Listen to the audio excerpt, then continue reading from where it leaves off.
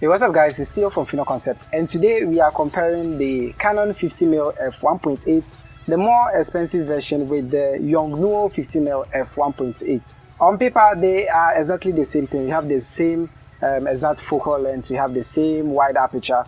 So let's put them to the test and see if they are really that good. So to start off will be the weight. The Canon weighs a lot more than the Yongnuo. I'm going to leave their actual weight somewhere here because I don't have a beam balance to weigh them.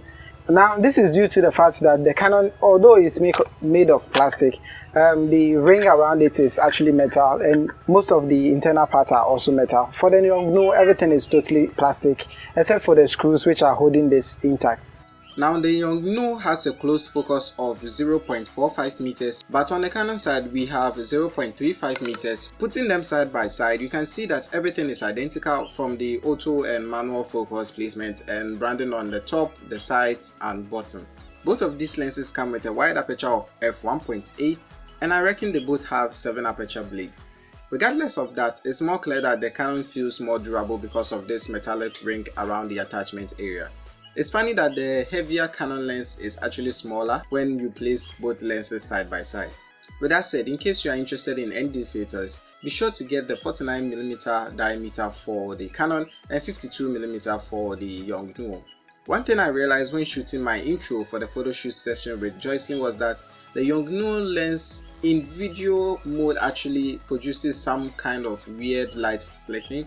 I thought it was just on screen, but it actually appears on the recorded video. The Canon doesn't have this problem. Okay, so the first test is going to be in the picture mode. So I'm going to set my camera to manual and I'm going to switch out this lens for a second. So first off, let's try with the Yongnuo. Alright. So my camera settings is ISO of 100. f1.8 and my shutter speed is at 1000 of a second. So let's take the first picture. Okay, you know what, let me just switch this to portrait mode. Okay, so I'm quickly going to switch to the Canon, trying as much as possible not to move the camera.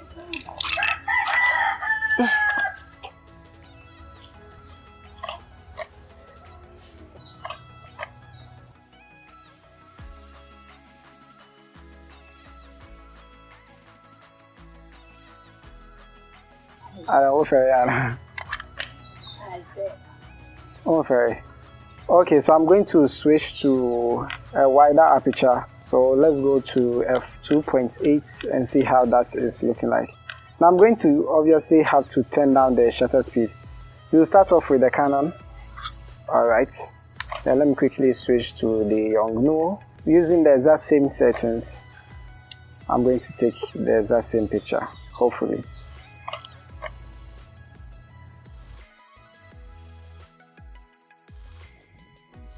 So let's move to f5.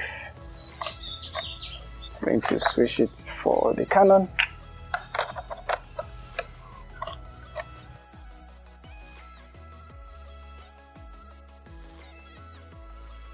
Now the next thing is to test out the video mode.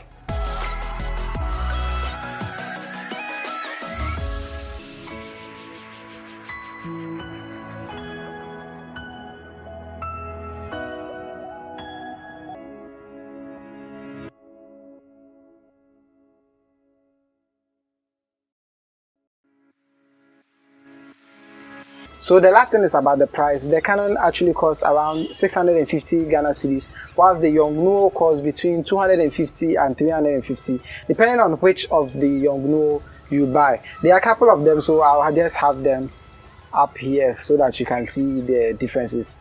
And probably you'll be able to choose whichever one you want. So basically that is it. Would I recommend the Yongnuo over the Canon?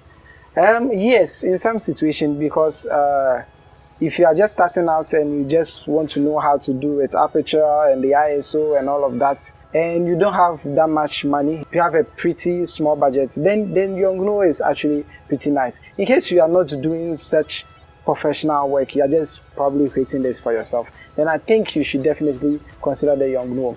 But if you have more money and you are looking for the best 15mm f1.8 for all Canon Canon cameras, I think the Canon will do you much better deed. So yeah, that is it. Whichever you choose is going to be totally dependent on you. I'm sure most of you have used the Yongnuo before for professional work and it is giving you absolute results. I have friends who have actually done that, so I know. So basically that's it. And thank you guys for watching. If you like this video, please like, subscribe to our other channels as well as this one, and I'll talk to you guys in the next one.